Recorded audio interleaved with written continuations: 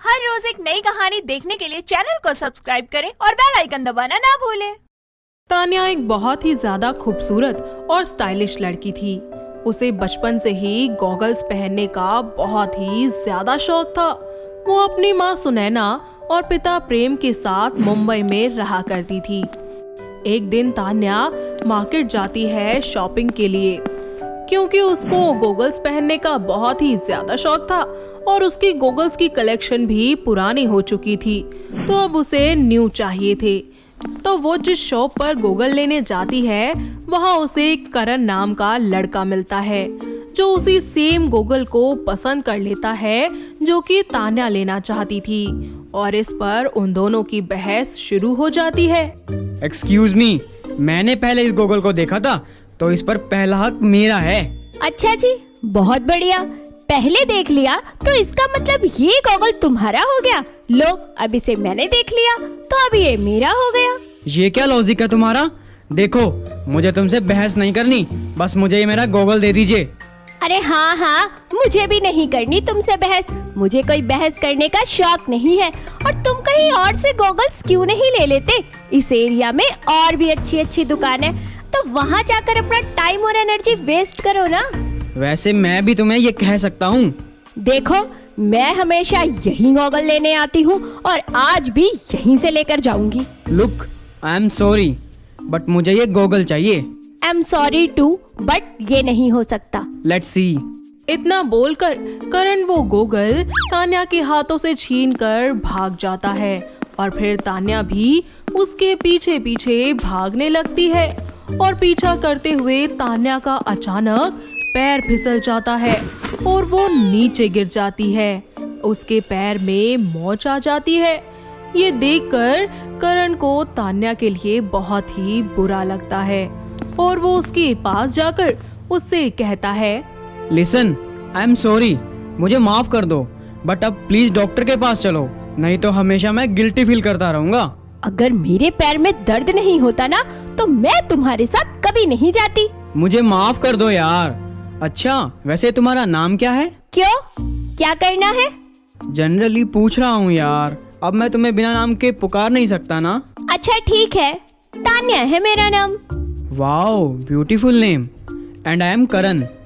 ऐसे ही बहस करते करते वो दोनों डॉक्टर के पास पहुंच जाते हैं और डॉक्टर तान्या का चेकअप करते हैं और उनसे पूछते हैं कि आखिर तान्या को ये मोच कैसे आई। तो करण डॉक्टर को बताता है, ये मेरी गलती थी, मेरी वजह से ही इनको मोच आई है। नहीं नहीं डॉक्टर साहब, इनकी कोई गलती नहीं है। वो मैं थोड़ा देखकर नहीं चल रही थी। ऐसे ही वक्त बीतता जाता है और उनके बीच की नजदीकियां बढ़ने लगती है और उन्हें एक दूसरे से प्यार हो जाता है, जिसके बाद वो दोनों शादी कर लेते हैं। लेकिन शादी के बाद भी तान्या का गॉगल पहनने का शौक बिल्कुल भी नहीं जाता। ऐसे ही एक दिन उसकी सास उससे कहती है, अरे मुझे कुछ खाने को दे दे महारानी, बहुत देर से भूखी हूँ। सारा दिन बस चश्मे ही बदलती रहती है तरह तरह के। नहीं नहीं माँ जी, बस अभी लाई। अरे क्या पहन के आ गई है तू? क्यों माँ जी, क्या हुआ? ये क्या हुलिया बना रखा है तूने? अच्छा तो माँ जी, मैं कितनी अच्छी दिख रही हूँ? अरे खामखा अपनी तारीफ खुद के मुंह से करने से तू अच्छी नहीं दिखेगी। क्या है माँ जी आप भी? जब किसी को फैशन के बारे में कुछ पता ना हो ना, तो उसे अपना मुंह बंद रखना चाहिए। अच्छा, तो अब तू मुझे बताएगी कि फैशन क्या होता है? आप तो ऐसे बोल रही है जैसे अपने जमाने की मिस इंडिया रह चुकी हो। मिस इंडिया तो छोड़, मैं तो मिस यूनिवर्स बनी थी। वो तो मैंने खुद ही ध्यान देना बंद कर दिया था। अच्छा माँ जी, सच कह रही है? और नहीं तो क्या, तुझे मेरी बातें झूठी लग रही हैं?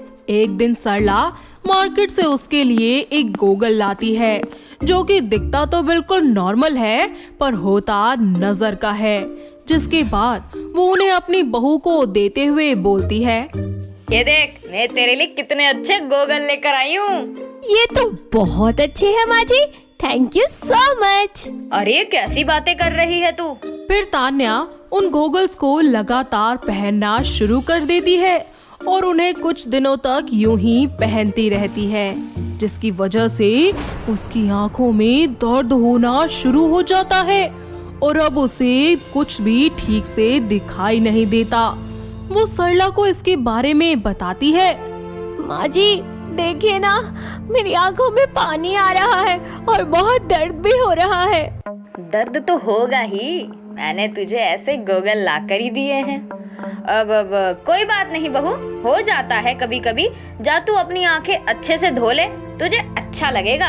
हाँ माँ जी, आप सही कह रही हैं, मैं अपनी आंखें धो लेती हूँ, शायद मुझे अच्छा लगेगा। हाँ सही से धोना, ठीक है। कुछ दिन ऐसे ही बीत जाते हैं और तान्या की आंखों की तकलीफ और भी ज्यादा बढ़ने लगती है। अब सरला को भी महसूस होने लगता है कि उसने कितनी बड़ी गलती कर दी है। ऐसे ही एक दिन तान्या रसोई में कुछ काम कर रही होती है, तभी उसकी आंखों में बहुत ही ज्यादा दर्द होना शुरू हो जाता है। दर्द इतनी ज्यादा तेज होता है कि उससे बर्दाश्त नहीं हो पाता और वो वहीं पर ही बेहोश होकर गिर जाती है। सरला वहां आकर उसे देखती है तो उसके होश उड़ जाते हैं और वो तुरंत करण को फोन करके घर बुलाती है। साथ ही वो दोनों मिलकर तान्या को हॉस्पिटल ले जाते हैं, जहां डॉक्टर तान्या का इलाज करके करण को बताते हैं। मिस्टर करण, आपकी वाइफ की आंखें खराब हो चुकी हैं, इनकी रोशनी जा चुकी है। ये आप क्या कह रहे हैं डॉक्टर, ऐसे कैसे हो सकता है? देखिए, संभालिए अपने आप को। हमने कुछ टेस्ट किए थे जिनमें हमने ये पाया कि वो कुछ समय से नजर के चश्मे पहन रही थी, जिसकी वजह से उनकी आंखों में दर्द भी रहता था और उसी की वजह से इनकी रोशनी भी चली गई। अब मैं क्या करूं डॉक्टर, अब इनकी आंखें कभी ठीक नहीं हो सकती क्या? हाँ हो सकती है ना, हमें बस उनका ऑपरेशन करना होगा। हाँ तो कीजिए ना डॉक्टर, चाहे आप मेरी आंखें ले लीजिए पर मेरी तान्या को ठीक कर दीजिए। नहीं नहीं, आपको उसकी जरूरत नहीं पड़ेगी, हमारे पास आई बैंक है। ठीक है, तो जल्दी से ऑपरेशन कर दीजिए इसका। डॉक्टर की बात सुनकर सरला को बहुत बुरा लगता है और वो तान्या को सब कुछ सच सच बता देती है, साथ ही उससे माफी भी मांगती है। इतना ही नहीं, तान्या भी सरला से माफी मांगते हुए उससे कहती है, मुझे माफ कर दीजिए माँ जी, अगर मैं अपनी आदत बदल लेती तो शायद आपको ये सब करने की जरूरत ही ना पड़ती। नहीं नहीं बहू, तू माफी मत मांग, गलती तो मेरी ही है। डॉक्टर तान्या की आंखों का ऑपरेशन कर देते हैं, जिसके बाद उसे थोड़ा थोड़ा दिखाई देना शुरू हो जाता है और वो अपने घर पर वापस लौट जाती है। साथ ही अपनी गॉगल्स पहनने की आदत को भी छोड़ देती है, जिसके बाद उसकी सास उसका और भी ज्यादा ख्याल रखती है। फिर सब खुशी खुशी एक साथ मिलकर रहने लगते हैं। दोस्तों, अगर आपको ये कहानी पसंद आई तो इसे लाइक करें, शेयर करें और कमेंट करके बताएं कि कहानी में आपको सबसे अच्छा क्या लगा।